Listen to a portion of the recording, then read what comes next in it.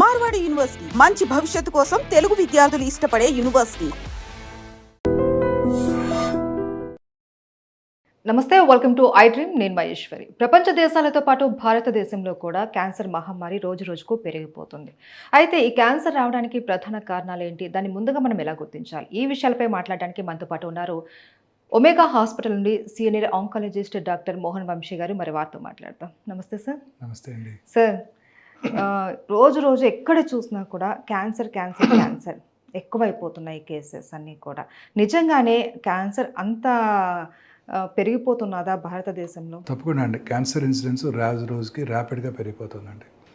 మన 2022 ICMR Indian council for medical research New Delhi వారి statistics ప్రకారం భారతదేశంలో ప్రతి సంవత్సరం more than 15 lakh new cancer cases diagnose చేయబడతాయని అంచనా. But what is important is cancer భారతదేశంలో నోటిఫైబుల్ డిసీజ్ కాదు. ఉదాహరణకి వాళ్ళు మార్నింగ్ ఇద్దరు క్యాన్సర్ పేషెంట్ చూశారనుకోండి, కొత్త కేసెస్ ఫస్ట్ టైం డయాగ్నోస్ అయినాయి, ఇక్కడే డయాగ్నోస్ అయినాయి, నేను వెంటనే దాన్ని గవర్నమెంట్ ఆఫ్ ఇండియాకి నోటిఫై చేయాల్సిన అవసరం లేదు, మున్సిపల్ అథారిటీస్కి నోటిఫై చేయాల్సిన అవసరం లేదు, ట్రీట్మెంట్ చేస్తే సరిపోతుంది. అదే ఇవాళ మార్నింగ్ ఒక కరోనా పేషెంట్ చూశాను అనుకోండి, విత్ ఇన్ 4 hours నేను గవర్నమెంట్కి ఇన్ఫార్మ్ చేయాలి, ఐ సాయ కరోనా పేషెంట్ టుడే అని, వాళ్ళ స్టాటిస్టిక్స్ కోసం. సో దీనివల్ల నోటిఫైబుల్ డిసీజ్ కాకపోవడంతో క్యాన్సర్ ఇన్సిడెన్స్ మనకు కరెక్ట్గా తెలియడం లేదు. భారతదేశంలో ఒక 5-6 పాపులేషన్ బేస్డ్ రిజిస్ట్రీస్ ఉన్నాయి అర్బన్ ఏరియాస్లో. అన్ఫార్చునేట్లీ హైదరాబాద్లో పాపులేషన్ బేస్డ్ క్యాన్సర్ రిజిస్ట్రీ లేదు. సో వీటిని బట్టి వాళ్ళు ఒక అందాజుగా అంచనా వేస్తున్నారే తప్ప కరెక్ట్ స్టాటిస్టిక్స్ తెలియట్లేదని మన డాక్టర్లందరి అభిప్రాయం కూడా. సో వాళ్ళు ఇచ్చిన దాని ప్రకారం more than 15 lakh cancer patients ఉన్నట్టయితే 15 lakh న్యూ క్యాన్సర్ పేషెంట్స్ ఉన్నట్టయితే మా అందరి ఎస్టిమేట్ ప్రకారం భారతదేశంలో దానికి మోర్ దెన్ డబుల్, అంటే more than 30 lakh new cancer patients ఉంటాయని చాలా మంది నమ్ముతున్నారు. ఉదాహరణకి మన పాపులేషన్ చైనా పాపులేషన్ ఒకటే ఈక్వల్, బట్ చైనాలో 36 lakh new cancer patients diagnose చేయబడుతున్నాయి. ఇక్కడ 15 అంటే నమ్మశక్యంగా లేదు. ఇన్ఫ్యాక్ట్ భారతదేశంలో ఎక్కువ ఉండాలి, ఎందుకంటే Chinese food habits are much more healthier. ఇక్కడ కూడా అలవాటు అయిపోయింది హెల్దియర్ హ్యాబిట్స్. మనమంతా వెస్టర్న్ ఫుడ్ హ్యాబిట్స్ని కల్టివేట్ చేస్తున్నాం. అది మెయిన్ కారణం. మనం డిస్కషన్కి వచ్చినప్పుడు డిస్కస్ చేద్దాం. సో భారతదేశంలో కూడా అంతే ఉంటాయి.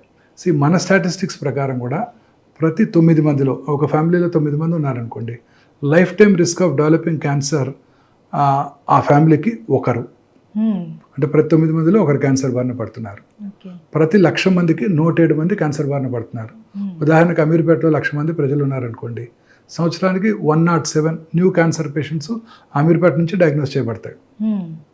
సో అంత ర్యాపిడ్గా క్యాన్సర్ ఇన్సిడెన్స్ పెరిగిపోతుంది.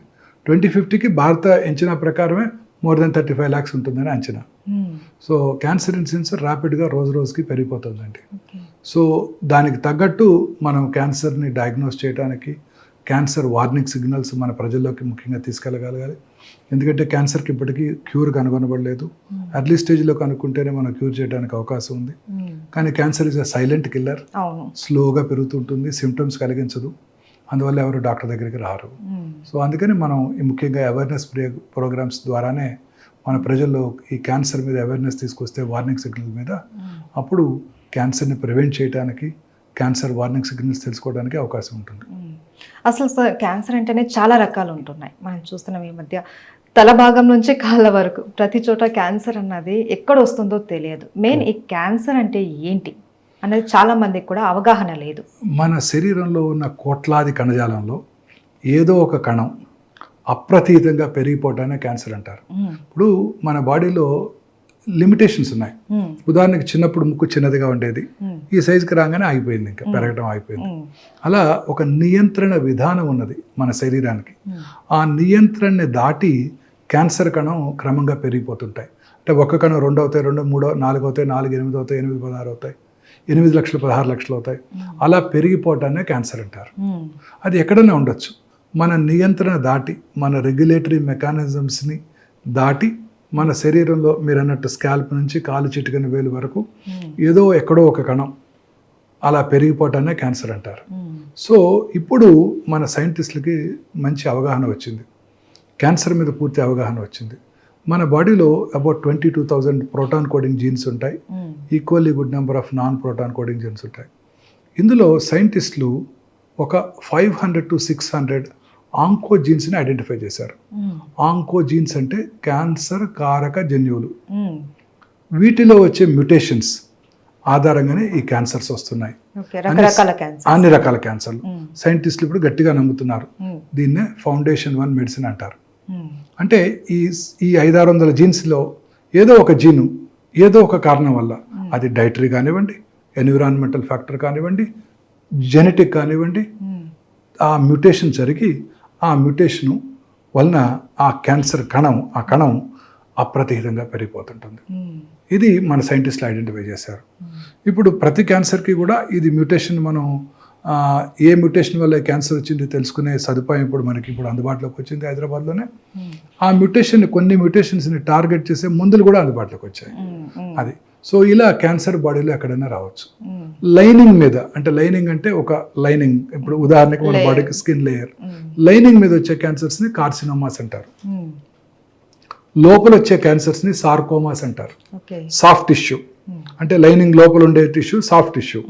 ఇప్పుడు ఇంటెస్టైనల్ ట్రాక్ ఉంది, దాని లైనింగ్ మీద వచ్చినట్టయితే కార్సినోమా, లోపల వచ్చినట్టయితే సార్కోమా, లైనింగ్ కింద వచ్చినట్టయితే సార్కోమా. ఇంకా 3వ గ్రూపు కార్సినోమా, సార్కోమా. 3వ గ్రూపు హిమటలాజికల్ మెలిగ్నెన్సీస్ అంటే రక్త సంబంధ క్యాన్సర్స్, అంటే లింఫోమాస్, లుకీమియాస్. ఇలా 3గా బ్రాడ్గా మనం డివైడ్ చేయవచ్చు క్యాన్సర్స్. బాడీలో ఎక్కడొచ్చినా ఈ 3 బ్రాడ్ వెరైటీస్లో ఈ క్యాన్సర్ని మనం ప్లేస్ చేయడానికి అవకాశం ఉంటుంది. అయితే మీరే అన్నారు క్యాన్సర్ అనేది సైలెంట్ కిల్లర్ అనేసి. సో ఇది చాలా వరకు బయట పడేంత వరకు కూడా మనకు తెలియదు, సివియర్ స్టేజ్కి వెళ్ళేంత వరకు కూడా మనకు తెలియదు. దీన్ని మనము ఫస్ట్లోనే మనం గుర్తించాలి అంటే ఎలాంటి లక్షణాలను మనం ఐడెంటిఫై చేయాలి సార్? సో బేసిక్గా వచ్చిన ఆర్గన్ బట్టి ఆధారపడి ఉంటుంది. ఓకే, ఎక్కడ ఇప్పుడు ఉదాహరణకి ఏ ఆర్గన్లో వచ్చినా కూడా వచ్చిన ఆర్గన్ ఆధారపడి, బట్ కొన్ని జనరల్ సిమ్టమ్స్ ఉన్నాయి. అందులో most important unexplained weight loss.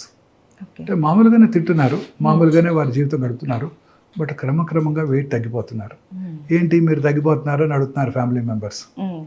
అది very good important warning signal. రెండోది ఆకలి తగ్గిపోవటం, అంటే తినాలనిపించకపోవటం, ఆకలి తగ్గటం, డిస్టేస్ట్ ఫర్ ఫుడ్. మీకు చాలా ఇష్టమైన ఫుడ్ టేబుల్ మీద ఉంది, తినడానికి ఆకలి వస్తుంది, తినడానికి అక్కడి దాకా వెళ్తారు, తినబుద్ధి కాక తిరిగి వచ్చేస్తారు. Very important warning signal of cancer. ఇది చాలా ఇంపార్టెంట్. తర్వాత లో గ్రేడ్ ఫీవర్, అంటే జస్ట్ నాట్ మచ్, 99, 99.5, 100 కన్నా తక్కువే, ఈవినింగ్లో కానీ ఎప్పుడో ఒకసారి ఇర్రెగ్యులర్గా రావటం, లో గ్రేడ్ ఫీవరిష్గా అనిపించడం, థర్మోమీటర్ పెట్టి చూసుకుంటే 99, 99.5, సోర్ థ్రోట్ గట్రా ఏమి లేదు, వైరల్ ఫీవర్ అనుకుంటాం, 2 రోజులు చూస్తాం, కంటిన్యూస్గా అలా ఫీవర్ ఉండటం, ఆకలి తగ్గిపోవటం, distaste for food, weight loss, ఇవన్నీ కూడా జనరల్ సిమ్టమ్స్ ఆఫ్ క్యాన్సర్. అంటే ఇవి ఉంటే క్యాన్సర్ ఉందని కాదు, బట్ క్యాన్సర్ ఉండి ఉండవచ్చు. ఖచ్చితంగా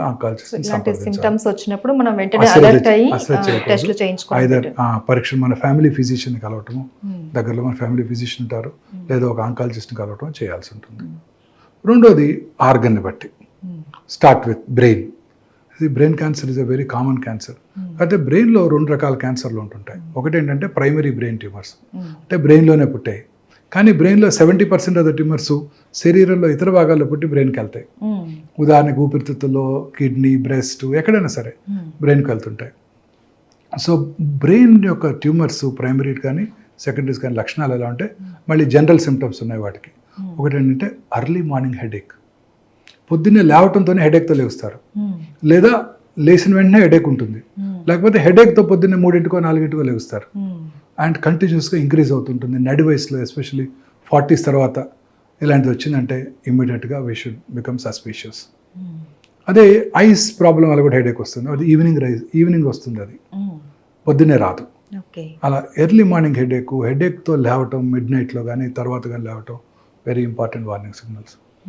జ్ఞాపక శక్తి లోపించడం, సడన్ మెమరీ లాస్, తన ఓన్ ఫ్రెండ్ ఫోన్ నెంబర్ గుర్తురాదు, ఇంటి ఫోన్ నెంబర్ గుర్తురాదు, అడ్రస్ గుర్తురాదు. So very important warning signals అనమాట ఇవన్నీ. బ్రెయిన్లో మెమరీ లాస్, సడన్గా మెమరీ లేకపోవటం, కన్వల్షన్స్, ఫిట్స్ రావటం.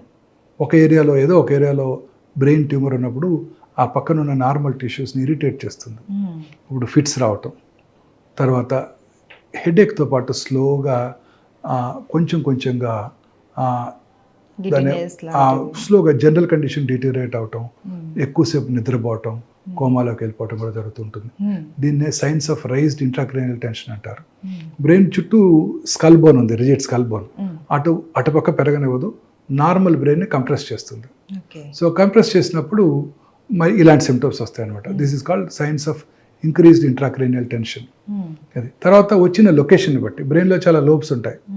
ఫ్రాంటల్ లోబ్లో ట్యూమర్ వచ్చింది అనుకోండి, వాళ్ళలో విచక్షణ జ్ఞానం కోల్పోతారు, అందరి ముందు అన్డ్రెస్ చేసుకుంటారు, అందరి ముందు సడన్గా యూరిన్ పాస్ చేస్తారు, సడన్గా మాట పడిపోవచ్చు.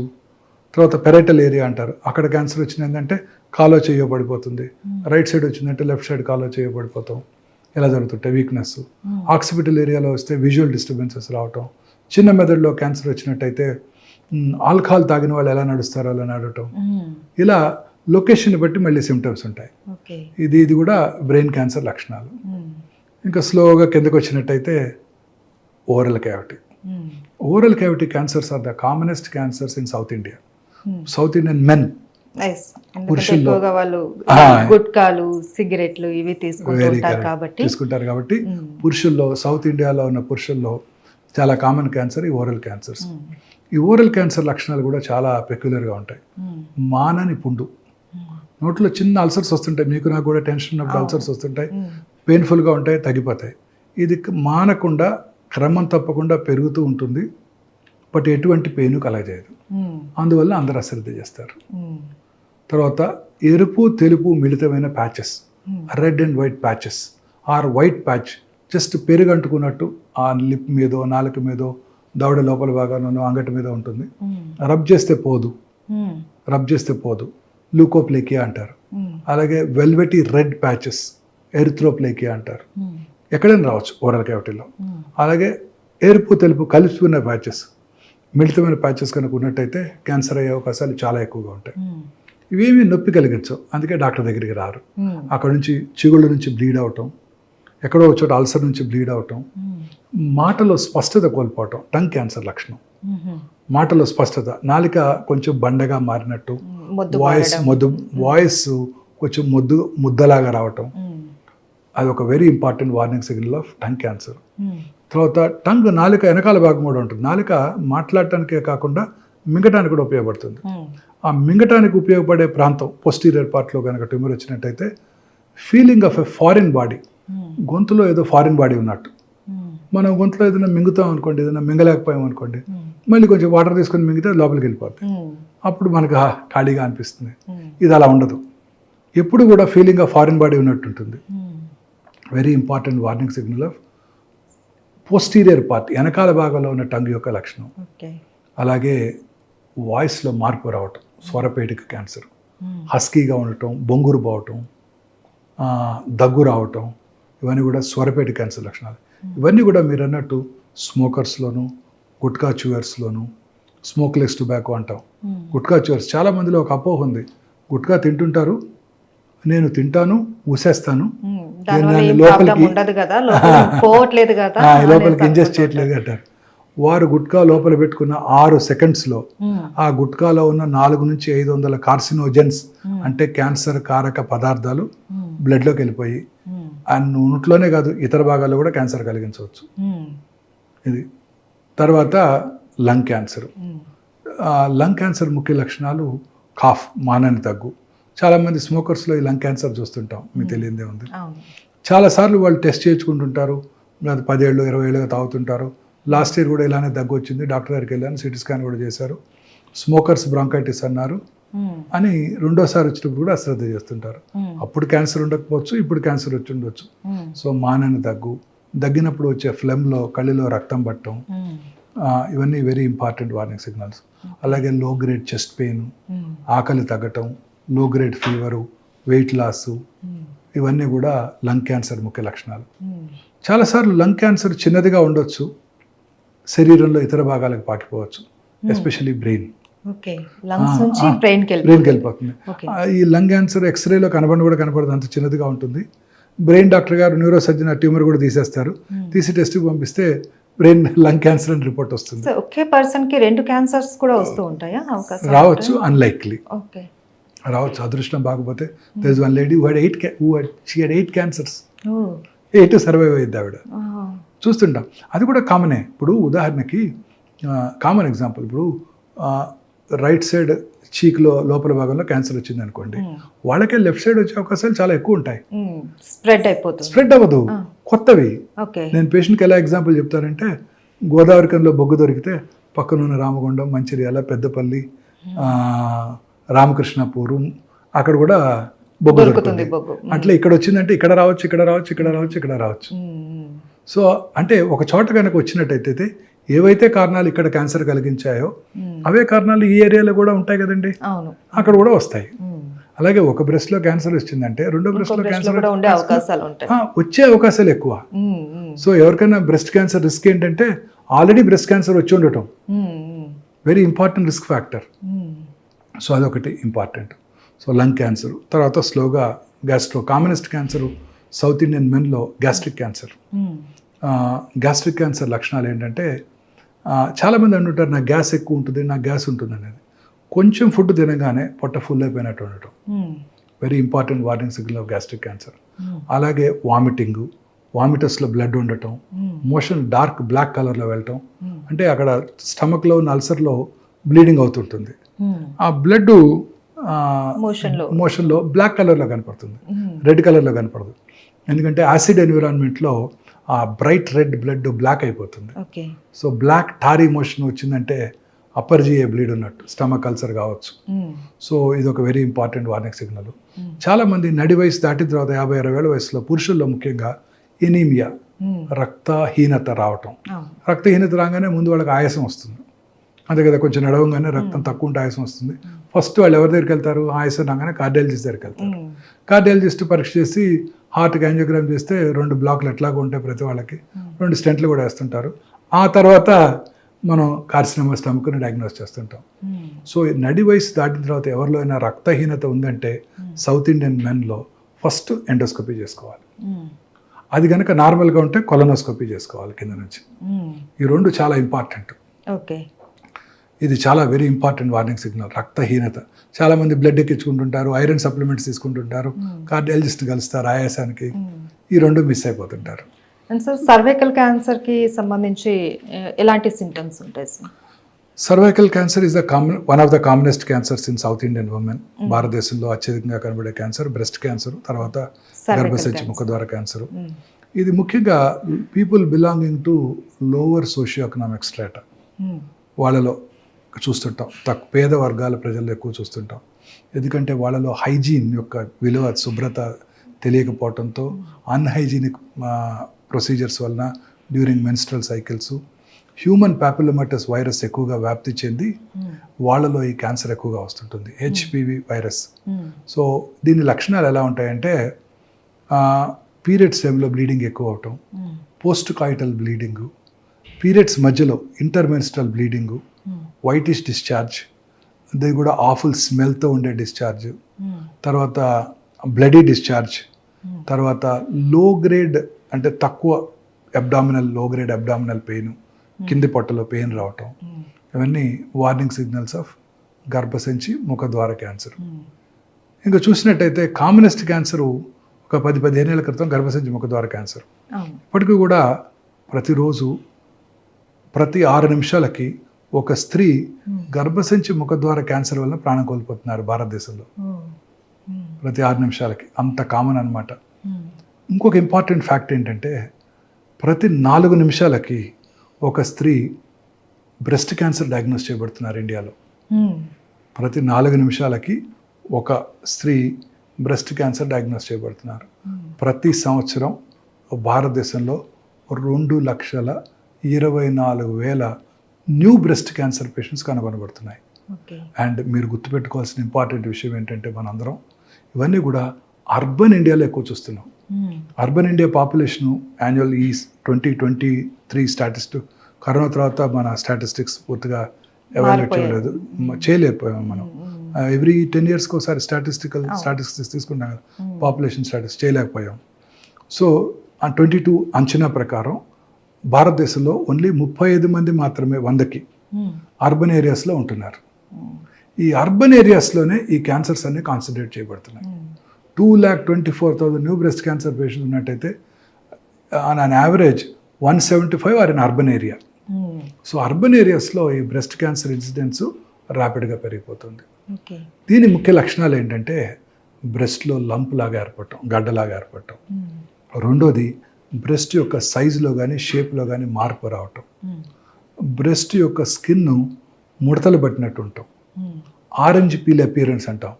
రైప్ ఆరెంజ్, పండిపోయిన ఆరెంజ్ చూస్తే ఆ పైన చిన్న చిన్న గుంటలు పడి ఎలా ఉంటుంది చూడండి, థిక్ అయ్యి అలా ఉంటుంది ఆ స్కిన్.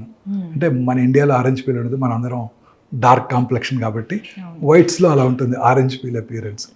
సో మన వాళ్ళలో కూడా అట్లా నల్లగా గుంటలు పడి ఉంటాం.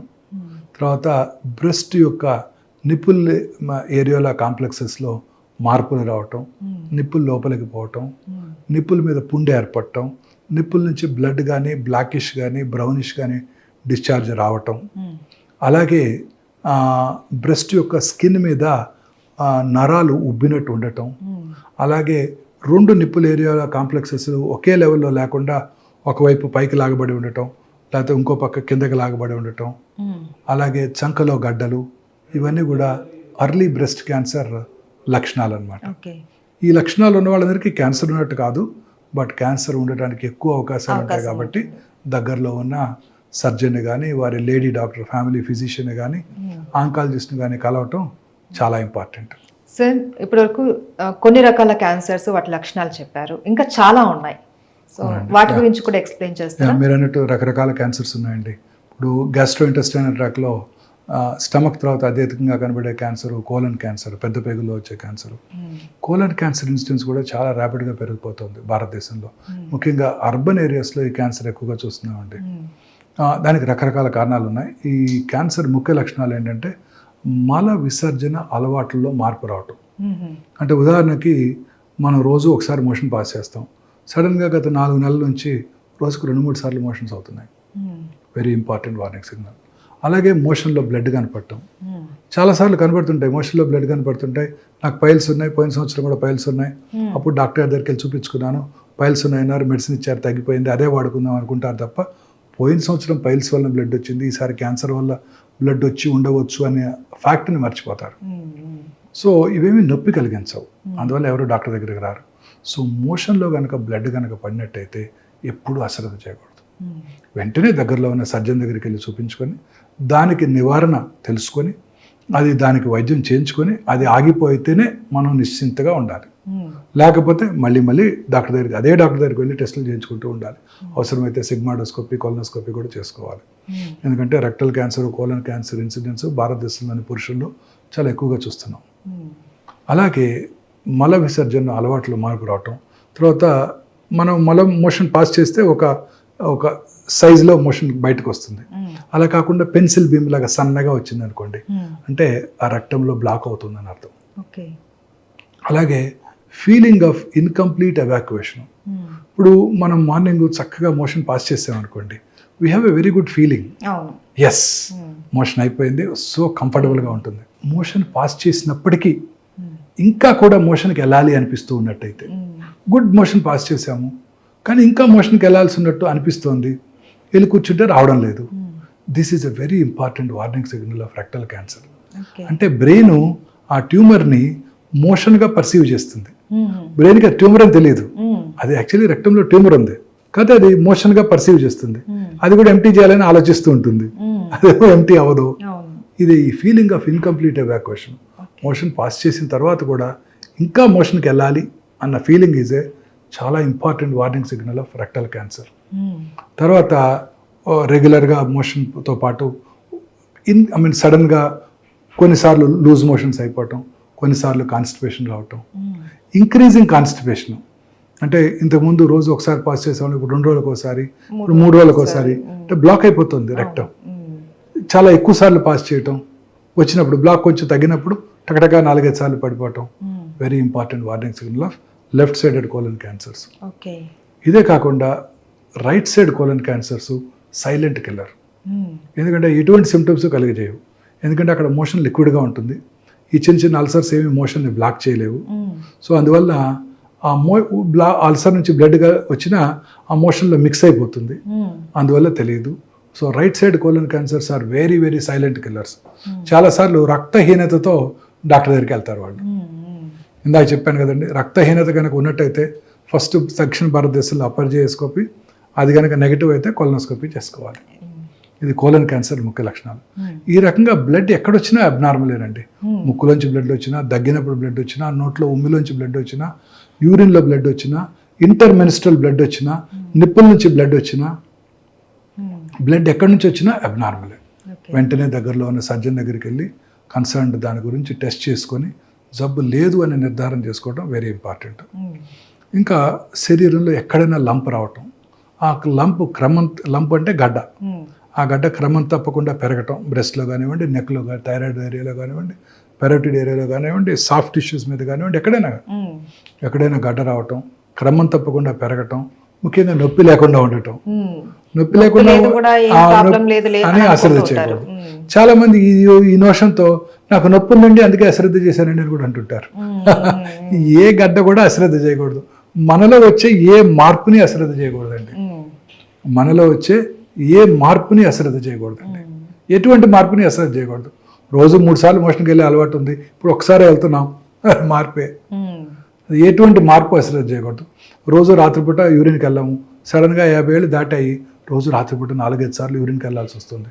Very important warning signal of prostate cancer లేదా ప్రాస్టేట్ ఎన్లార్జ్మెంట్. సో రాత్రిపూట యూరిన్, నాక్టూరియా, రాత్రిపూట యూరిన్ ఎక్కువసార్లు పాస్ చేయాల్సి రావటం, ఇంక్రీజ్డ్ ఫ్రీక్వెన్సీ, డే టైం కూడా ఫ్రీక్వెంట్గా వాష్రూమ్కి వెళ్ళాల్సి రావటం, హెసిటెన్సీ, ఎస్పెషల్లీ 50 దాటిన తర్వాత వాష్రూమ్కి వెళ్తాము, యూరిన్ వెంటనే రాదు, you to wait for a minute, మెల్లగా ఆగాలి. స్ట్రీమ్ కూడా సరిగా పడకుండా దగ్గర మీద కాళ్ళ మీద పడిపోవటం. తర్వాత అర్జెన్సీ, యూరిన్ రాగానే పరిగెత్తాలి, లేకపోతే ఇన్నర్స్లో పడిపోతుంది, కంట్రోల్ చేసుకోలేము. ఇవన్నీ కూడా warning signals of prostate cancer. అంటే ఇవి ఉంటే క్యాన్సర్ ఉందని కాదు, బట్ ప్రాస్టేట్ ఎన్లార్జ్డ్ అయింది ఉండే అవకాశాలు ఎస్పెషల్లీ 50 తర్వాత ఎక్కువగా ఉంటాయి. సో వెంటనే ఇలాంటి సిమ్టమ్స్ ఏమన్నా కూడా చెక్ చేసుకోవాలి. అలాగే స్కిన్ క్యాన్సర్స్ కూడా చాలా కామన్గా చూస్తుంటాం. పుట్టుమచ్చల్లో వచ్చే క్యాన్సర్స్, మెలనోమాస్ అంటాం, చాలా ప్రమాదకరమైనవి, చాలా ర్యాపిడ్గా పాకిపోతాయి. మొన్న మధ్య ఒక కేసు చూశాను, బ్రెయిన్లో ట్యూమర్ ఉంది, మల్టిపుల్ ట్యూమర్స్ ఉన్నాయి, తలనొప్పితో డాక్టర్ దగ్గరికి వస్తే బ్రెయిన్ స్కాన్ చేస్తే మల్టిపుల్ మెట్స్ ఉన్నాయి. బాడీ అంతా స్కాన్ చేస్తే ఎక్కడ బెడ్ స్కాన్ చేసాం, ఏం కనబడలా. చూస్తే కాలు బొట్టన వేలు క్రింద, వేలు గోరు క్రింద ఒక చిన్న 2 మిల్లీమీటర్ల మచ్చ ఉంది, బ్లాక్ మచ్చ, అది మెలనోమా. అక్కడ నుంచి బ్రెయిన్కి వెళ్ళిపోయిందండి. అంత ప్రమాదకరమైన ఈ మెలనోమా క్యాన్సర్స్. కాలు హీల్ మీద చిన్న మచ్చ ఒకటి ఉంటుంది, ఆ మచ్చ లివర్కి పాకిపోవచ్చు. సో పుట్టుమచ్చల్లో వచ్చే మార్పులు, పుట్టుమచ్చ సైజు పెరగటం, కలర్ మారటం, అల్సరేషన్ ఏర్పడటం అంటే పుండుగా మారటం, పుట్టుమచ్చ నుంచి పెలుసులుగా పొరలుగా ఊడిపోవటం, స్కిన్ ఊడిపోవటం, అలాగే పుట్టుమచ్చల మీద పుండు పట్టడం, పుట్టుమచ్చల నుంచి రక్తం కారటం, ఇవన్నీ కూడా వార్నింగ్ సిగ్నల్స్ ఆఫ్ మెలనోమా. వీటిని కూడా అశ్రద్ధ చేయకూడదు. సో ఇలా అన్ని రకాల క్యాన్సర్స్ కూడా యూరిన్లో బ్లడ్ పట్టడం very important warning signal of bladder cancer. So bladder cancer కూడా వెరీ కామన్, ఎస్పెషల్లీ స్మోకర్స్లో బ్లాడర్ క్యాన్సర్ చాలా కామన్గా చూస్తుంటాం. ఇంకొక ఇంపార్టెంట్ కామన్ క్యాన్సర్ ముఖ్యంగా స్త్రీలలో ఒవేరియన్ క్యాన్సర్. ఇది silent killer, really a silent killer. పొట్టలో పెరుగుతూ ఉంటుంది, ఎటువంటి సిమ్టమ్స్ కలిగించదు, ఏమి సిమ్టమ్సే ఉండవండి. చాలామంది పొట్ట పెరుగుతోంది అని జాగింగ్ కూడా చేస్తుంటారు కేబీఆర్కి వెళ్ళి. ఎస్పెషల్లీ ఇది సీన్ ఇన్ ఎఫ్లూయెంట్ ఉమెన్, పెద్ద వయసు డబ్బులున్న స్త్రీలోనే ఎక్కువ చూస్తుంటాం, వెల్ టు డూ ఫ్యామిలీస్లో ఎక్కువ చూస్తుంటాం. అదేంటి కొంచెం పొట్ట పెరుగుతుంది, కొంచెం వాకింగ్ చేద్దాం, జాగింగ్ చేద్దాం అని వెళ్తుంటారు. బట్ యాక్చువల్లీ లోపల క్యాన్సర్ ఉంటుంది, ఓవేరియన్ క్యాన్సర్. ఎటువంటి సిమ్టమ్స్ కలిగించవు, లో గ్రేడ్ పెయిన్ ఉంటుంది, ఎటువంటి సిమ్టమ్స్ ఉండవు. సో ఇలాంటి సిమ్టమ్స్ని అశ్రద్ధ చేయకూడదు. తర్వాత యూట్రస్ బాడీ, ఇందాక సర్వైకల్ క్యాన్సర్ లక్షణాలు చూసాం మనం. జనరల్గా people belonging to lower socio economic status.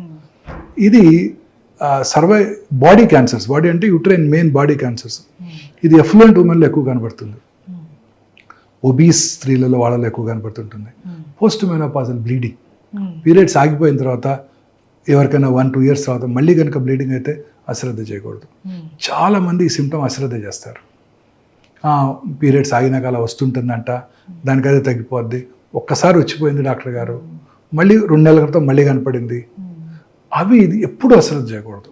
Menopause వచ్చేసిన తర్వాత మళ్ళీ కనుక బ్లీడింగ్ అయిందంటే వెంటనే దగ్గరలో ఉన్న వారి ఫ్యామిలీ ఫిజిషియన్ లేడీ డాక్టర్ దగ్గరికి వెళ్ళి పరీక్ష చేయించుకోవటం, చిన్న అల్ట్రాసౌండ్ చేసుకుంటేనే ఆ క్యాన్సర్ని ఈజీగా గుర్తించవచ్చు. ఈ క్యాన్సర్ ఇన్సిడెన్స్ కూడా ర్యాపిడ్గా పెరుగుతుంది. అర్బనైజేషన్ పెరిగే కొద్ది ఇవే పెరుగుతున్నాయి. Breast cancer, ovarian cancer, uterine body cancer, ఇవి చాలా కామన్గా పెరిగిపోతున్నాయి. సో ఇవన్నమాట ఈ కామన్ క్యాన్సర్స్ లక్షణాలు. ఈ వార్నింగ్ సిగ్నల్స్ అన్ని చాలా ఇంపార్టెంట్. క్యాన్సర్ ఇన్సిడెన్స్ ర్యాపిడ్గా పెరిగిపోతుంది. మన తెలిసిన వాళ్ళు కానీ ఎవరిలో కానీ ఇలాంటి సిమ్టమ్స్ కనుక చూసినట్టయితే we must warn them, go get checked first. వెళ్ళి మీ ఫ్యామిలీ ఫిజిషియన్ కలువు, లేకపోతే దగ్గరలో ఉన్న సర్జన్ ఆంకాలజిస్ట్ను కలవండి అని మనం వార్న్ చేయాల్సి ఉంటుంది అనమాట. ఈ వార్నింగ్ సిగ్నల్స్ ఉంటే క్యాన్సర్ ఉన్నది అని కాదు, క్యాన్సర్ ఉండి ఉండవచ్చు, అవకాశం ఉండొచ్చు. ముందుగా డయాగ్నోస్ చేస్తేనే క్యాన్సర్ క్యూరబుల్, లేకపోతే క్యాన్సర్ క్యూర్ అయ్యే అవకాశాలు చాలా తగ్గిపోతాయి. బ్లడ్ క్యాన్సర్, బోన్ క్యాన్సర్ కూడా వస్తుంటాయి. Blood cancer is a very common cancer అండి. పిల్లల్లో వచ్చే కామనెస్ట్ క్యాన్సర్ బ్లడ్ క్యాన్సర్ అందరికన్నా. ఇవి సిమ్టమ్స్ చాలా వేగ్గా ఉంటాయండి. పిల్లల యొక్క గ్రోత్ తక్కువగా ఉంటుంది, పాలిపోవటము, వెయిట్ తగ్గిపోవటము, బాడీ మీద పెటికల్స్ ప్యాచెస్ అంటే చిన్న చిన్న రెడ్ ప్యాచెస్, ప్లేట్లెట్స్ తగ్గిపోవటంతో, లేదా చిన్న ఎబ్రేషన్కే ఒక ఇదంతా కందిపోయినట్టు, కమిలిపోయినట్టు, స్కిన్ కింద బ్లడ్ రావటం, ఇవన్నీ కూడా బ్లడ్ క్యాన్సర్ లక్షణాలు. పిల్లల్లో కానీ పెద్దవాళ్ళలో కానీ. వీక్నెస్, అన్ఎక్స్ప్లెయిన్డ్ వీక్నెస్, ఏం బాగా వీక్నెస్, రక్తం తగ్గిపోవటం, బ్లీడింగ్ స్పాట్స్ రావటం బాడీ స్కిన్ మీద, పెద్దవాళ్ళలో కూడా ఇవి బ్లడ్ క్యాన్సర్ లక్షణాలు. బోన్ ట్యూమర్స్ అన్ని చిన్న వయసులో చూస్తుంటాం. ఇవి పెద్దగా సిమ్టమ్స్ కలిగించవు, పెద్దగా అయ్యేదాకా అసలు కనిపించవు. అందుకే బోన్ ట్యూమర్స్ అనేవి చాలా లేట్ స్టేజెస్లోనే డయాగ్నోస్ చేయబడతాయి. చాలాసార్లు ఏదో చిన్న దెబ్బ తగులుతుంది, అప్పుడు అక్కడ ఎగ్జామిన్ చేసుకుంటే అప్పుడు ట్యూమర్ కనపడుతుంది, నొప్పి కలిగించదు. అందువల్ల అందరూ అశ్రద్ధ చేస్తారు. Generally 20 to 30 years, 12 to 30 years మధ్యలో ఈ బోన్ ట్యూమర్స్ ఎక్కువగా చూస్తుంటాం. సో ఎటువంటి ట్యూమర్ కనుక కల్పించినట్టయితే మనలో వచ్చే ప్రతి మార్పుని కూడా అశ్రద్ధ చేయకూడదు. తద్వారా మనం దీన్ని ముందుగా పట్టుకోవచ్చు అనమాట. అయితే నాకు ఒక చిన్న డౌట్ డాక్టర్ గారు, బోన్ ట్యూమర్ అన్నారు కదా, అది ఏదైనా ఒక్క ప్లేస్ దగ్గర మాత్రమే ఉంటుందా, లేకపోతే ఒక దగ్గర ఉంటే అది మొత్తం బోన్ కి ఎఫెక్ట్ అవుతుంది? ఏ బోన్ లో అయినా రావచ్చు. మన బాడీలో 206 బోన్స్ ఉంటాయి. కామనెస్ట్ అంటే ఎక్కడైనా 2 రకాల క్యాన్సర్స్ ఉన్నాయి, Ewing sarcoma, osteosarcoma. Osteosarcoma generally 15 to 30 years లోపలే వచ్చేస్తుంది. అంతకన్నా చిన్న వయసులో రాదు, 20, 25లో వచ్చేస్తుంటాయి. జనరల్గా ఈ నీ జాయింట్ చుట్టూ ఏర్పడతాయి అవి. నీ జాయింట్ పైన లేదా నీ జాయింట్ కింద 70% ఆఫ్ కేసెస్లో ఎక్కడైనా కూడా రావచ్చు ఇవి. తర్వాత ఆ బోన్ క్యాన్సర్స్ మీరు అన్నట్టు వెరీ అగ్రెసివ్. బాడీ ఆస్టియోసార్కోమా వచ్చిందంటే within days or weeks లంగ్స్లోకి పాకిపోతాయి. చాలా అగ్రెసివ్ ట్యూమర్స్. రెండోది ఈవింగ్స్ ట్యూమర్స్, చిన్న వయసులో కూడా చూస్తుంటాము, సాఫ్ట్ టిష్యూలో కూడా చూస్తుంటాం, బోన్స్లో కూడా చూస్తుంటాం. అది మనం బయాప్సీ చేసుకోవడం ద్వారా అది ఏ రకమైన క్యాన్సరో తెలుసుకోవచ్చు. అయితే ఇప్పటి వరకు ఎన్ని రకాల క్యాన్సర్స్ ఉన్నాయనేసి చెప్పారు. అయితే మెయిన్ ఈ క్యాన్సర్ రావడానికి కారణాలు ఏంటి, ఎవరికి ఎక్కువ వచ్చే అవకాశాలు ఉంటాయి చెప్తారా? సో క్యాన్సర్ రావడానికి గల కారణాలు అనేది 100% ఇది కాజ్ అండ్ ఎఫెక్ట్ కారణం ఏమి లేదండి, ఎక్సెప్ట్ గర్భసంచి ముఖద్వార క్యాన్సర్ తప్ప. గర్భసంచి ముఖద్వార క్యాన్సర్కి ఒక కాజ్ అండ్ ఎఫెక్ట్ ఉంది. అంటే ఏంటంటే కాజ్ ఏంటంటే human papillomatous viral infection, HPV virus. ఆ హెచ్పివి వైరస్ మన సర్వైకల్ ఎపిథీలియంలోకి వెళ్ళి అది ఇంట్రాసెల్యులర్గా ఉంటుంది, అంటే సెల్ లోపల ఉంటుంది. సెల్ లోపల ఉంటే మన బాడీ డిఫెన్స్ మెకానిజమ్స్కి అందదు, అందువల్ల దానికి యాంటీబాడీస్ డెవలప్ అవ్వవు. మీకు గుర్తుందా, కరోనా వచ్చినప్పుడు అందరూ నా యాంటీబాడీ టైటర్ ఎంత ఉంది, నీదెంత ఉంది, యాంటీబాడీ టైటర్ చెక్ చేసుకునేవాళ్ళం. ఒకసారి కరోనా వస్తే ఆ యాంటీబాడీస్ పెరిగి రెండోసారి కరోనా రావటాన్ని నిరోధిస్తాయి కదా, వచ్చిన తట్టుకునే అంత శక్తిని అయితే ఇస్తాయి. కానీ ఈ cervical cancer virus, human papillomatous virus ఎంత స్మార్ట్ అంటే అది సెల్ లోపలే ఉంటుంది, సెల్ బయటకు రాదు. అందువల్ల మన బాడీ డిఫెన్స్ మెకానిజమ్స్ దాన్ని గుర్తించలేవు. సో అందువల్ల దానికి యాంటీబాడీస్ డెవలప్ అవ్వవు. సో అందువల్ల రిపీటెడ్ వైరల్ ఇన్ఫెక్షన్స్ వల్ల ఈ క్యాన్సర్ వచ్చేస్తుంది. దీనికి ఇప్పుడు అందుకే వ్యాక్సిన్ కనుక్కున్నారు. వ్యాక్సిన్ ఏం చేస్తుందంటే యాంటీబాడీస్ని ప్రొడ్యూస్ చేస్తుంది, తద్వారా మళ్ళీ రీఇన్ఫెక్షన్ రాకుండా చేస్తుంది. సో ఇది హ్యూమన్ పాపిలోమాటస్ వైరస్. ఇలా కాజ్ అండ్ ఎఫెక్ట్ రిలేషన్ మిగతా ఏ క్యాన్సర్స్కి లేదు. హెపటైటిస్ బి వైరస్ ఇన్ఫెక్షన్ ఉన్న వాళ్ళలో లివర్ సిరోసిస్ వస్తుంది. లివర్ సిరోసిస్ వచ్చినప్పుడు లివర్ రీజనరేషన్ జరుగుతుంది. ఆ రీజనరేటివ్ ప్రాసెస్లో క్యాన్సర్ రావచ్చు. Okay. So HBV human hepatitis B viral infection వచ్చిన వాళ్ళలోను, హెపటైటిస్ సి వైరల్ ఇన్ఫెక్షన్ వచ్చిన వాళ్ళలోను లివర్ సిరాసిస్ వచ్చి ఆ క్రానిక్ లివర్ డిసీజ్ వలన లివర్ క్యాన్సర్ వచ్చే అవకాశాలు ఉంటాయి. ఈ రెండు వెరీ ఇంపార్టెంట్. తర్వాత అలాగే నార్త్ ఆఫ్రికాలో ఎప్స్టీన్ బార్ వైరస్ అనే ఒక వైరస్ ఇన్ఫెక్షన్ వలన కొన్ని బర్కిట్స్ లింఫోమా అనే ఒక స్పెషలైజ్డ్ హెమటలాజికల్ మలిగ్నెన్సీస్ వస్తుంటాయి, అవి కూడా చూస్తుంటాం. ఇవి కాక మిగతా క్యాన్సర్స్ అన్నిటికీ కూడా ఖచ్చితంగా ఇది కారణం అని చెప్పలేము. కొన్ని ఇంపార్టెంట్ కారణాలు ఉన్నాయి, మనందరికీ తెలుసు. స్మోకింగ్ వల్ల లంగ్ క్యాన్సర్ వస్తాయి, స్మోకింగ్ వల్ల అనేక రకాల క్యాన్సర్స్ వస్తాయి, ఇవన్నీ మనకు తెలుసు. బట్ డెఫినెట్గా నాన్ స్మోకర్లో కూడా లంగ్ క్యాన్సర్ చూస్తుంటాం. అవును. స్మోకింగే చేయని 12 ఏళ్ళ ఆడపిల్ల కూడా లంగ్ క్యాన్సర్ చూసాం. సో ఇది డెఫినెట్గా ఇది కారణం అని మనం చెప్పగలిగిందే లేదు. But there are general causes which are very very important to us. ఒకటి జెనెటిక్ ఫ్యాక్టర్స్, అది మన కంట్రోల్లో లేదు. జెనెటిక్ ఫ్యాక్టర్స్ అంటే బెస్ట్ ఎగ్జాంపుల్ ఆంజెలినా జోలీ. వారి మదర్కి ట్రిపుల్-నెగటివ్ బ్రెస్ట్ క్యాన్సర్ ఉండింది. సో వారు చెక్ చేయించుకొని ఆ BRCA1 BRCA టెస్ట్ చేయించుకొని వారికి 31 years అప్పుడే అది చెక్ చేసుకొని అది పాజిటివ్ ఉంటుంటే వారికి ఖచ్చితంగా హ్యూమన్ అదే hereditary breast ovarian cancer syndrome అంటారు. సో వారికి 100% బ్రెస్ట్ క్యాన్సర్ వస్తుంది, 70% 80% ఓవేరియన్ క్యాన్సర్ వస్తుందని తెలుసుకొని ముందుగా జబ్బు రాకముందే 2 బ్రెస్ట్లు తీయించేసుకున్నారు, 2 ఓవరీలు తీయించేసుకున్నారు. అలాంటి జెనెటిక్ ఫ్యాక్టర్స్ ఉండవచ్చు. BRCA1 BRCA2 అది మనం డిస్కస్ చేస్తాం. మిగతా కారణాలు ఎన్విరాన్మెంటల్ ఫ్యాక్టర్స్.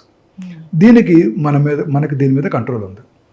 కాకపోతే ఈ అర్బనైజేషన్ పెరిగే కొలది ఎన్విరాన్మెంటల్ ఫ్యాక్టర్స్ ఎక్కువైపోతున్నాయి. ఫస్ట్ మోడర్నైజేషన్ చూడండి. ఈ మనం వీఆర్ ఫైటింగ్ విత్ నేచర్తో ఫైట్ చేస్తున్నాం. మనం ఎప్పుడు ఎండలోకి వెళ్తలేదు, ఇంట్లోనే ఉంటున్నాము, ఎయిర్ కండిషన్ రూమ్స్లో ఉంటున్నాము. మార్నింగ్ లేవగానే plastic tooth brush, synthetic toothpaste, plastic tongue cleaner, plastic mug, plastic బకెట్లో హాట్ వాటరు, తర్వాత పొద్దున్నే మైక్రోవేవ్లో చేసుకున్న దాన్ని వేడి చేసుకొని బ్రేక్ఫాస్ట్ తింటాం, ఆర్టిఫిషియల్ సింథటిక్ క్లోత్స్, ఇవన్నీ కూడాను డెఫినెట్గా క్యాన్సర్ కారకాలే. తాగే ప్లాస్టిక్ బాటిల్లో వాటరు, హాట్ వాటరు, అది ఏం చేయక్కర్లేదు. వేడిగా ఉన్న కారులోకి వెళ్ళి కూర్చుని ఆ కారులో ఉన్న ప్లాస్టిక్ నుంచి వచ్చే ఫ్యూమ్స్, మనకి సమ్మర్లో 40 degrees 45 degrees వచ్చేస్తుంది హైదరాబాద్లో కూడా. ఆ డిగ్రీలో ఆ కార్లోకి వెళ్ళి కూర్చున్నామంటే ఆ కారు యొక్క ఆ ప్లాస్టిక్ ఇంటీరియర్స్ అంతా ప్లాస్టికే కదండి, కారు లోపలంతా, వాటి నుంచి వచ్చే ఫ్యూమ్స్ అన్నీ కూడా క్యాన్సర్ కారకాలే. ప్లాస్టిక్ వాటర్ బాటిల్ నుంచి అన్నీ కూడా క్యాన్సర్ కారకాలే మనకి. ఇది మనకి ఎలాగో అవాయిడ్ చేయలేము, మరి తప్పదు. మరి ప్రస్తుతం ఉన్న ఏజ్లో అవాయిడ్ చేయలేము. పూర్వకాలంలో లాగా మరచెంపులు తీసుకొని మనం వెళ్ళి వాటర్ తాగలేం కదా.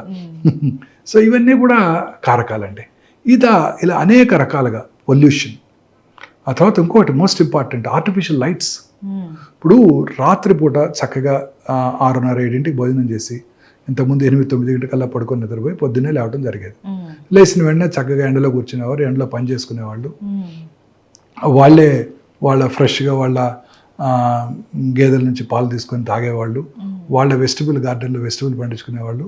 పొలానికి వెళ్ళి పంటలు పండించుకునేవాళ్ళు. ఎండలో అంత ఆర్గానిక్ ఉండేది. చక్కగా షర్ట్ తీసి పొలం పని చేసేవాళ్ళు. అన్ని రకాల ఒక విటమిన్ డి, మనకు తెలిసిన విటమిన్, తెలియనివి ఉన్నాయో సూర్యరశ్మిలో. సో ఇవాళ హెల్దీ లైఫ్ స్టైల్ ఉండింది, హ్యాపీగా ఉండేవాళ్ళు. పక్కన కారు ఉంది, మన కారు లేదు, ఇలాంటి ఇవి బాధలు లేవు. పెళ్లి చేసుకుందామంటే సొంత వాళ్ళకి ఎవరికో మేనల్లుడికో మేనకోడలకో చేసుకునేవాళ్ళు. 5 రోజులు సంతోషంగా గడిపేవాళ్ళు. సంతోషం సగం బలం. Happiness is the most important immune booster. Happiness is the most important immune booster. నేను ఒక ఫుల్ పేజ్ ఆర్టికల్ రాశాను ఒక వెర్నాక్యులర్ డైలీలో. వెరీ ఇంపార్టెంట్ అండి. ఒక పేషెంట్ 72 సంవత్సరాల ఆమెకి, వాళ్ళ హస్బెండ్కి 74. 8 ఏళ్ళ నుంచి నా దగ్గరికి రెగ్యులర్గా చెకప్కి వస్తున్నారు బ్రెస్ట్ క్యాన్సర్కి. Perfectly normal. ఒకరోజు వచ్చారు, ఆమె ఒక్కరే వచ్చింది ఇంకో లేడీని తీసుకుని. ఏరండి గోపాలరావు గారు అన్నాను. అనగానే పాపం లాస్ట్ 15 days బ్యాకే కర్నరీ బైపాస్ అయిన తర్వాత కాంప్లికేషన్ వచ్చి చనిపోయారు. అప్పుడు కూడా చెక్ చేసాం, నార్మల్గా ఉన్నారు ఆవిడ. 3 నెలల తర్వాత తిరిగి వచ్చేసారు క్యాన్సర్తో. మానసిక ఆందోళన, డిప్రెషన్. ఇంకొక లేడీ 5 years అయింది నేను బ్రెస్ట్ క్యాన్సర్కి సర్జరీ చేసి, చక్కగా కంఫర్టబుల్గా ఉన్నారు. కొడుకు పెళ్ళికి పిలిచారు, వెళ్ళాను. హ్యాపీగా ఉన్నారు, అందరూ బాగున్నారు. 2 ఏళ్ల తర్వాత రికరెన్స్ వచ్చింది. ఏంటా అని చూస్తే 8 months ముందు కొడుకు డివోర్స్. సో అన్ని రకాల జబ్బులకి నా ఉద్దేశంలో మూల కారణం ఈ మానసిక ఆందోళన. కరోనా కానివ్వండి, క్యాన్సర్ కానివ్వండి, చాలా రకాల వ్యాధులు అన్ని జబ్బులకి కూడా ఈ ఇమ్యూనిటీ, అది రొమటాయిడ్ ఆర్థరైటిస్, ఇవన్నీ కూడా ఈవెన్ డయాబెటిక్ అన్ని జబ్బులకి మూల కారణం మానసిక ఆందోళన. సంతోషంగా సగం బలం అని పెద్దవాళ్ళు చెప్పారు. సంతోషంగా లేకపోతే నీదేటి. రెండోది నిద్ర, వెరీ ఇంపార్టెంట్ ఇమ్యూన్ బూస్టర్ అండి నిద్ర. ఇప్పుడు పూర్వకాలంలో 6-7 పడుకునేవాళ్ళు, తినేసేవాళ్ళు ముందు, అర్లీగా తినేసి 8-9 పడుకునేవాళ్ళు. ఈ టీవీలు లేవు, చక్కగా వీధరి మీద కబుర్లు చెప్పుకునేవాళ్ళు, లేకపోతే ఏదో పని చేసుకునేవాళ్ళు. ఇంత పని చేయాల్సిన అవసరం కూడా ఉండేది కాదు. మనలాగా రోజుకి 16 గంటలు, 9 పడుకునేవాళ్ళు, పొద్దున్న 6 లేసేవాళ్ళు. రాత్రి 2-3 గంటలకి వాళ్ళలో మెలటోనిన్ అనే హార్మోన్ ఉత్పత్తి అవుతుంది ఆ స్లీప్లో. ఆ melatonin strong anti cancer properties.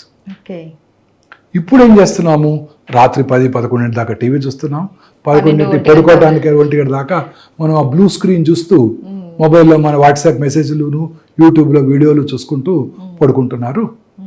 ఆ మెలటోనిన్ హార్మోన్ ఉత్పత్తి జరగట్లేదు, దానివల్ల క్యాన్సర్ వచ్చేస్తుంది. ఈ పొద్దున్నే వస్తాను 5:30కి నేను ఇంటి నుంచి వస్తుంటే, గచ్చిబౌలికి వస్తుంటే చూస్తుంటే అన్ని పెద్ద పెద్ద స్కై స్క్రాపర్స్, అన్ని చోట్ల ఫుల్ లైట్స్ ఉంటాయి.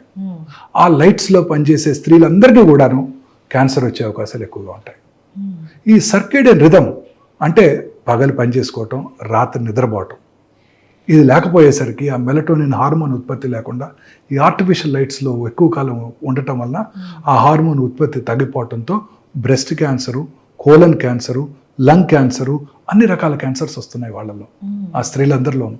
ముఖ్యంగా బ్రెస్ట్ క్యాన్సర్, మిగతా వాళ్ళ మిగతా క్యాన్సర్లు. చాలా ఇంపార్టెంట్ అండి ఇది. So most important advice for youngsters is రాత్రి లేట్గా టీవీ చూడటం, ఈ బ్లూ స్క్రీన్ చూడటం, లైట్ వేసుకొని పడుకోవటం. ఇది కూడా వెరీ ఇంపార్టెంట్ కాజిటివ్ ఫ్యాక్టర్. ఎక్కువ ఇల్యూమినేషన్ లైట్ పెట్టుకోనేకూడదు, ప్రిఫరబుల్లీ డార్క్లో పడుకోవాలి, తొందరగా పడుకోవాలి. అప్పుడే మెలటోనిన్ హార్మోన్ ఉత్పత్తి అవుతుంది. ఈ బెడ్ లైట్స్ అన్ని కూడా క్యాన్సర్ కలిగించవచ్చు. అన్ని రకాల లైట్స్లో కూడా రెడ్ కలర్ బెడ్ లైట్ కనుక పెట్టుకుంటే అతి తక్కువ ఇన్ఫ్లుయెన్స్ ఆన్ మెలటోనిన్ ప్రొడక్షన్ అంట. Very important. Bed light red కలర్లోనే ఉంచుకోండి, మిగతా కలర్స్లో ఉంచుకోవద్దు. అతి తక్కువ ఇల్యూమినేషన్ ఉండటం, చిన్న అవసరమైతే, లేకపోతే ప్రిఫరబుల్లీ డార్క్లో పడుకోవటం, తొందరగా పడుకోవటం వెరీ ఇంపార్టెంట్ మనందరికీ కూడా క్యాన్సర్ని ప్రివెంట్ చేయడానికి. మన పిల్లలకి మేమంటే ఈ స్టేజ్కి 60 ఏళ్ళు వచ్చేసినాయి, ఇప్పుడు మనం ఇంకా మార్చుకోలేము లైఫ్ స్టైల్. బట్ పిల్లలందరికీ నెక్స్ట్ జనరేషన్కి ఇది వెరీ ఇంపార్టెంట్. ఈ బ్లూ స్క్రీన్ చుట్టం, రాత్రిపూట టీవీ చూసుకుంటూ 12 దాకా పడుకోవటం, లైట్ వేసుకొని పడుకొని నిద్రపోవటం. ఇక సరే ఆఫీస్ అవర్స్ వాళ్ళు మన యూరోపియన్ టైమింగ్స్కి, అమెరికన్ టైమింగ్స్కి పనిచేస్తుంటారు మన పిల్లలు. అక్కడంతా ఈ సాఫ్ట్వేర్ ప్రొఫెషనల్స్, ఇక తప్పదు. But they are all definitely important causes of cancer అండి. ఇది కాక పొల్యూషన్, ఆటోమొబైల్ పొల్యూషన్, అర్బనైజేషన్ పెరిగే కొలది క్యాన్సర్ పెరిగిపోతుంది. భారతదేశంలో ఇప్పటికీ రూరల్ కమ్యూనిటీలో క్యాన్సర్ ఇన్సిడెన్స్ తక్కువగానే ఉంటుంది. ఈ అర్బన్ ఏరియాస్లో మెయిన్ ప్రాబ్లమ్స్ ఏంటి? Industrial pollution, automobile pollution. మీరు సిగరెట్ తాగక్కర్లేదు, మీరు పంజగుట్ట చౌరస్తాలో 5 నిమిషాలు నుంచోండి, మీరు 100 సిగరెట్లు తాగితే ఎంత పొల్యూషన్ వస్తుందో అంత పొల్యూషన్ వచ్చేస్తుంది. ఆటోమొబైల్ పొల్యూషను, ఇండస్ట్రియల్ పొల్యూషను, ఈ రబ్బర్ ఫ్యాక్టరీసు, బార్బర్స్ రెగ్యులర్గా అందరికీ డై చేస్తారనుకోండి, వాళ్ళకి ఆ డై నుంచి ఇన్హేల్ చేస్తారు. లూజ్గా పెయింట్స్ అమ్ముతున్నారు, దానివలన tobacco industry, asbestos industry, rubber industry, nickel cadmium battery industries, వీళ్ళందరూ కూడా క్యాన్సర్ వచ్చే అవకాశాలు, ఇండస్ట్రీస్లో పనిచేసే వాళ్ళు క్యాన్సర్ వచ్చే అవకాశాలు ఎక్కువగా ఉంటాయి. So industrial pollution, automobile pollution, తర్వాత ఫాస్ట్ ఫుడ్స్, ఇవన్నీ క్యాన్సర్ కారకాలు. ఈ పిజ్జాలు, బర్గర్లు, ఐస్ క్రీములు, బక్లవాలు అన్నీ all in all they are all cancer కారకాలు. అవన్నీ కూడా హై ఫుడ్, ఫ్యాటీ ఫుడ్ తినే వాళ్ళందరిలో కూడా అనేక రకాల క్యాన్సర్స్ వస్తాయి. చిన్న ఎగ్జాంపుల్, జాపనీస్లో క్యాన్సర్ ఇన్సిడెన్స్ చాలా తక్కువ. వాళ్ళు హెల్తీ ఫుడ్ తింటారు, చైనీస్ కూడా హెల్తీ ఫుడ్ తింటారు, వాళ్ళలో క్యాన్సర్ ఇన్సిడెన్స్ చాలా తక్కువ. ఇన్ఫ్యాక్ట్ జపాన్కి మనకు ఒక చిన్న సిమిలారిటీ ఉంది.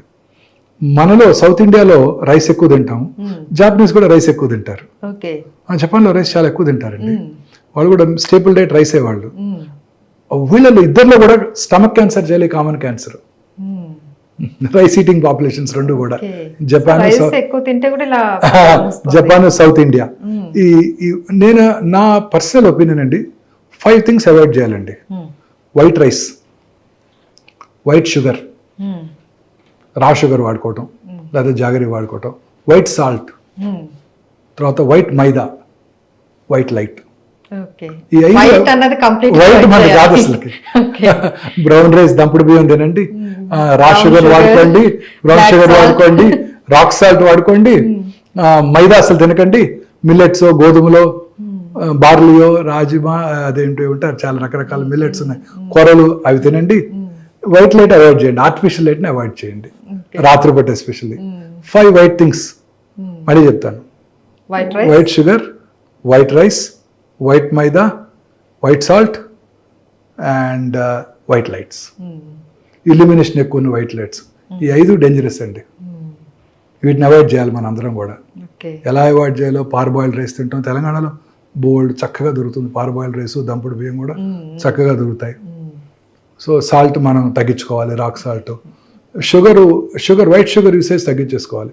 షుగర్ తినటం వల్ల క్యాన్సర్ వస్తుందని అడుగుతారు చాలా మంది. షుగర్ తినటం వల్ల అనేక రకాల జబ్బులు వస్తాయి. క్యాన్సర్ వచ్చిన వాళ్ళు షుగర్ తినకూడదా అని అడుగుతారు. అన్ని మితంగా తీసుకోవాలి, ప్రిఫరబుల్లీ బ్రౌన్ షుగర్, లేదంటే బెల్లం, బెల్లం, జాగరీ. సో అన్ని మితంగా తీసుకోవాలి. ఇవి 5 కూడా అవాయిడ్ చేసుకోవడం బెటర్ అండి. సో ఈ వైట్ తర్వాత పెస్టిసైడ్స్, మనం తినేవన్నీ ఇవే కదండి. పెస్టిసైడ్స్ వాడుతున్నారు, ఫర్టిలైజర్స్ వాడుతున్నారు, ఇవన్నీ వాటి వలన పొల్యూషనే కదండి. ఆర్గానిక్ ఉత్పత్తి తగ్గిపోతుంది, అది పెంచగలగాలి. సో పాలలో కూడా ఆక్సిటోసిన్ ఇచ్చి గేదెలకి పాలు ఎక్కువ ప్రొడ్యూస్ చేయడానికి, ఆ పిల్లల్లో కూడా ఎర్లీ మెనార్ష్ వచ్చిన వల్ల బ్రెస్ట్ క్యాన్సర్ వచ్చే అవకాశాలు ఎక్కువ ఉంటాయి, ఆ పాలు తాగిన పిల్లలందరికీ కూడా ఆక్సిటోసిన్ వల్ల. సో ఇలా అనేక రకాలుగా మనం అంతా కూడా నేచర్తో ఫైట్ చేస్తున్నాం.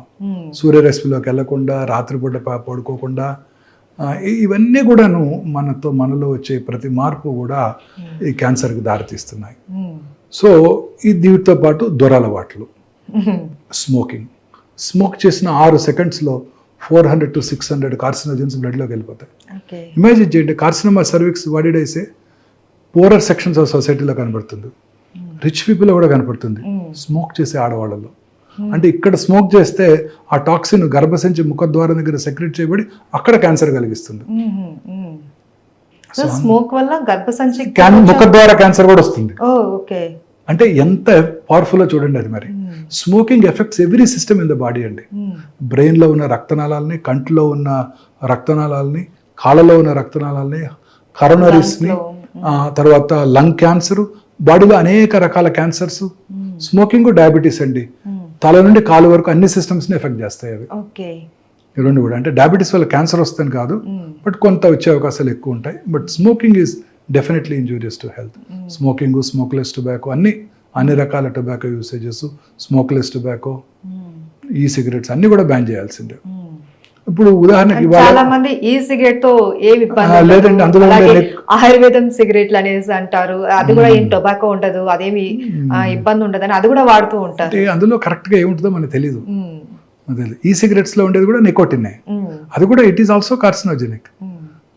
జస్ట్ నేను చక్కగా అయిపోయిన తర్వాత తమలపాకు తింటాను, అవి తింటాను, అవి కూడా carcinogenic. Betel nut itself is carcinogenic. So అన్ని రకాలు మనం నేచర్తో ఫైట్ చేస్తున్నాం. నేచురల్ ఫుడ్ సబ్స్టెన్సెస్ తినకుండా మనం ఇంతకుముందు మన ఆహారపు అలవాట్లన్నీ మార్చేసుకొని టైంకి ఫుడ్ తినకుండా ఇవన్నీ కూడా ఈ ఫాస్ట్ ఫుడ్లు, బర్గర్లు, ఇవన్నీ కూడా క్యాన్డ్ ఫుడ్స్, టిన్డ్ ఫుడ్స్, ఇవన్నీ తీసుకుంటూ ఈ పొల్యూటెంట్స్, కెమికల్ సబ్స్టెన్సెస్, కర్డ్ అంతా ఇప్పుడు మనకి ప్యాక్డ్ కర్డ్ వస్తుంది కదండి, యోగర్ట్ అని తింటుంటాం, అన్నీ కూడా వాటిలో ప్రిజర్వేటివ్స్ వాడతారు కదా. ప్రతి ప్రిజర్వేటివ్ కూడా టాక్సికే కదండి. తర్వాత వాటిని మళ్ళీ ఓవెన్లో చేసుకొని వేడి చేసుకోవటం, ఇదేమంటారు నాన్ స్టిక్ ప్యాడ్స్, ప్యాన్స్, ఇవన్నీ కూడా టెఫ్లాన్ కోటెడ్ ప్యాన్స్, ఇవన్నీ కార్సినోజెనిక్. తర్వాత రీయూజ్డ్ ఆయిల్స్, ఇప్పుడు పొద్దున్నే బయట మిరపకాయ బజ్జీలు వేస్తుంటారు, చాలా ఇష్టంగా తింటుంటారు అక్కడ బాగుంటాయని చెప్పి, అదే ఆయిల్ పొద్దున్నే పెట్టేస్తాడు, దాంట్లోనే అదే ఆయిల్ ఆ ఆయిల్ రిలీజ్ అయినప్పుడు అనేక రకాలైన టాక్సిన్స్ దాంట్లోకి వస్తుంటాయి. రిఫైన్డ్ ఆయిల్స్, ఇవన్నీ కూడా టాక్సిన్స్ ఏనండి. సో ఇలా అనేక రకాలుగా మనం ఈ టాక్సిన్స్కి, ఎన్విరాన్మెంటల్ పొల్యూషన్కి, ఎక్స్పోజ్ అవటం వల్ల ఈ క్యాన్సర్ ఇన్సిడెన్స్ ర్యాపిడ్గా పెరిగిపోతుంది. సో ఫ్రెష్ ఫ్రూట్స్, అది కూడా ప్రిఫరబుల్లీ పెస్టిసైడ్స్ లేకుండా ఆర్గానిక్ ఫ్రూట్స్, వెజిటబుల్స్, గ్రీన్స్, ఆకుకూరలు ఎక్కువగా తింటూ, ఈ రెడ్ మీట్ అవన్నీ తక్కువగా తీసుకుంటూ, రెగ్యులర్గా ఎక్సర్సైజ్ చేస్తూ, లీన్ బాడీ మాస్ మెయింటైన్ చేస్తూ, ఒబేసిటీ ఉన్న వాళ్ళలో క్యాన్సర్స్ ఎక్కువ ఉంటాయి. ఎక్సర్సైజ్ రెగ్యులర్గా చేస్తూ, అలవాట్లకు దూరంగా ఉంటే క్యాన్సర్ నుంచి కూడా దూరంగా ఉండవచ్చు. ఓకే, తగ్గించుకోవచ్చు. సార్, కొన్ని రకాల క్యాన్సర్స్కి ప్రివెంట్గానే వ్యాక్సిన్ వచ్చింది అని అంటున్నారు కదా, ఎలాంటి క్యాన్సర్కి మనం ప్రివెంట్గా మోస్ట్ ఇంపార్టెంట్ మనం డిస్కస్ చేసాం, cervical cancer cause and effect. Human papillomatous virus infection వల్ల క్యాన్సర్ వస్తుంది, దానికి వ్యాక్సిన్ కనుక్కున్నారు. హెచ్పివి వ్యాక్సిన్ అనమాట. ఈ వ్యాక్సిన్ ప్రిఫరబుల్లీ 10 years రాగానే మన ఆడపిల్లలందరికీ ఇచ్చినట్టయితే ఈ క్యాన్సర్ అవడాన్ని పూర్తిగా నిరోధించవచ్చు. 10 years నుంచి ఇవ్వచ్చు. 10 years నుంచే ఇచ్చేయచ్చు. 10 years నుంచి ఇచ్చేయాలి. ఇన్ఫెక్షన్ రాకముందే ఇచ్చేయాలి. పెళ్లి కానంత వరకు ఇవ్వచ్చు. పెళ్ళైన వాళ్ళకి ఇవ్వాలంటే ముందుగా ఒకసారి చెక్ చేసుకుని, పాప్స్మియర్ చేసుకుని, క్లినికల్ ఎగ్జామినేషన్ చేసుకుని, క్యాన్సర్ లేదు అని గుర్తుంచుకొని ఆ తర్వాత తీసుకోవాలి. పెళ్ళైన వాళ్ళు కూడా వ్యాక్సిన్ తీసుకోవచ్చు, 45 years వరకు కూడా తీసుకోవచ్చు. బట్ ఇంత ఎఫెక్టివ్గా ఉండదు. ఇంత ఎఫెక్టివ్గా ఉండదు. పెళ్ళైన వాళ్ళు ఒక 6 months వ్యాక్సిన్ 3 doses 6 months తీసుకోవాల్సి ఉంటుంది. ఆ తర్వాత ఒక 6 months ప్రెగ్నెన్సీ అవాయిడ్ చేయాల్సి ఉంటుంది. 45 years వరకు తీసుకోవచ్చు. But best age to give is 10 to 12 years. ఆ టైంలో కనుక వ్యాక్సిన్ ఇచ్చినట్టయితే ఖచ్చితంగా మనం స్మాల్ పాక్స్ని, పోలియోని ఎట్లా ఎరాడికేట్ చేసామో ఈ గర్భసించు ముఖద్వార క్యాన్సర్ కూడా మనం ఎరాడికేట్ చేయగలుగుతాం. అయితే ఆల్రెడీ పిల్లలు ఉన్న వాళ్ళు, స్త్రీలు ఇంకా ప్రెగ్నెన్సీతో అవసరం లేదు, వాళ్ళు ఖచ్చితంగా తీసుకోవచ్చు. వాళ్ళు 45 వరకు తీసుకోవచ్చు. ఆ తర్వాత పెద్ద బెనిఫిట్ ఉండకపోవచ్చు, ఎందుకంటే ఆ పాటికి చాలా రిపీటెడ్గా ఇన్ఫెక్షన్స్ వచ్చేసి ఉంటాయి కాబట్టి. తీసుకోవడం వల్ల నష్టమే లేదు కానీ పెద్ద బెనిఫిట్ ఉండదు. అలాగే ఈ liver cirrhosis, hepatitis B infection liver సిరాసిస్కి దారితీస్తుంది, లివర్ క్యాన్సర్కి దారితీస్తుంది. సో దాన్ని హెపటైటిస్ బి వ్యాక్సిన్ ఇవ్వాలి. ఫార్చునేట్లీ మన ఇండియన్ గవర్నమెంట్ యూనివర్సల్ ఇమ్యునైజేషన్ ప్రోగ్రాంలో మన పిల్లలందరికీ కూడా హెపటైటిస్ బి వైరస్ వ్యాక్సిన్ ఇస్తున్నారు. సో అది కవర్ అయిపోతుంది. మా జనరేషన్లో ఉండేది కాదు అది. సో మేము అప్పుడు ఇంటర్న్షిప్లో కొత్తగా వ్యాక్సిన్ వచ్చినప్పుడు ఆ వ్యాక్సిన్ తీసుకున్నాం అందరం. అంటే మాకు పేషెంట్స్ నుంచి మాకు రాకుండా ఉండడం కోసం. సో హెపటైటిస్ బి వైరల్ ఇన్ఫెక్షన్కి ప్రివెంట్ చేయడానికి ఈ హెపటైటిస్ బి వ్యాక్సిన్ ఉపయోగపడుతుంది. అది తీసుకొని వాళ్ళలో సిరాసిస్, సిరాటిక్స్లో ఈ లివర్ క్యాన్సర్ వచ్చే అవకాశాలు ఎక్కువగా ఉంటాయి. Okay, thank you sir, thank you so much. నమస్తే.